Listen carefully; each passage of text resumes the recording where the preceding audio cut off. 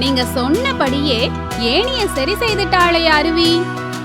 ஏணி மேல ஏறி மரக்கிளைய எட்டி பிடிக்கிறா அருவி. மகிழ்ச்சியோட ஒரு கிளைய உடைச்சுக்கிட்டா அருவி. உடைக்கும் போதே அருவிக்கு குறும்பா ஒரு எண்ணம் வந்துச்சு.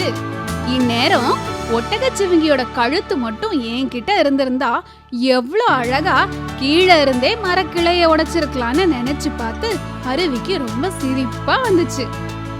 ஏணியிலிருந்து இறங்கி ஒரே ஓட்டம் எடுத்த அருவி வேக வேகமா ஆட்டுக்குட்டி கிட்ட ஓடி வந்தா.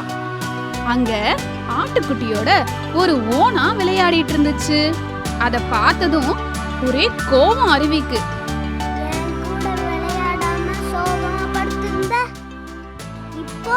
ஓனானோட விளையாடுறியா? ஓனான் உனக்கு புது நண்பனா? உனக்காக நான் காலை எறும்பு கடியெல்லாம் வாங்கியிருக்கேன். ஊஞ்சல் கூட ஆடாம இலைய கொண்டு வந்தா நீ இப்படி பண்றியே. நீ உன்கிட்ட பேசவே மாட்டேன்.